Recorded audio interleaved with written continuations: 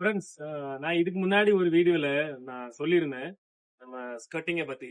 நம்ம கப்பல்ல புதுசா நம்ம மாட்ட போறோம் அப்படின்னு சொல்லிட்டு, அதோட 2வது வீடியோ நான் அதை பெயிண்ட் அடிச்சிட்டு இருந்தப்போ உள்ள வீடியோல நான் போட்டிருக்கேன். அது இங்கிலீஷ்ல இருந்துச்சு. ஆனா வந்து நான் இப்ப பேசுறது தமிழ்ல.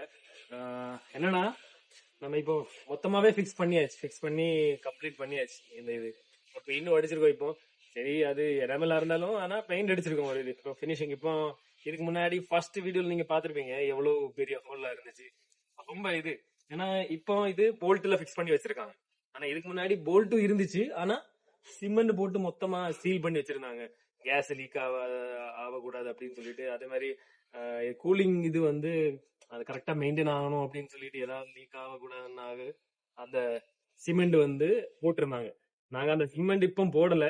அது போட சொல்லுவாங்களா இல்லையான்னு தெரியாது. அது கம்பல்சரியா இருக்கணுமா அப்படின்னும் எனக்கு தெரியல. ஏன்னா எல்லா ஷிப்லயும் நான் இந்த ஸ்கர்ட்டிங் மட்டும் தான் பாத்திருக்கேன். எல்லாமே இதுல சிமெண்ட் போட்டு பார்த்தது கிடையாது. நீங்க பாத்திருக்கீங்கன்னா கமெண்ட் பண்ணுங்க. எல்லாமே எல்லா டேங்க்கும் எல்லாமே வந்து டேங்கோட என்ட்ரன்ஸ் ஏரியா எல்லாமே நம்ம பெயிண்ட் பண்ணி வச்சுட்டோம். ஆனா இவனை இங்க ரைடாக்ல அவங்க எஸ்எஸ் போல்ட் போட்டாங்கன்னு சொல்லிட்டு சொன்னாங்க. ஆனா எஸ்எஸ் போல்ட் துரும்பு பிடிக்கிறது இங்கதான் நான் பாக்குறேன் வாட்டி. தெரியல எந்த குவாலிட்டியில உள்ள எஸ்எஸ் போல்ட் போட்டாங்கன்னு எனக்கு தெரியல. வாட்டி பாக்குற எஸ்எஸ் வந்து துரும்பு இந்த அளவுக்கு ஒஸ்ட் கண்டிஷன்ல ஆச்சு அப்படின்னு.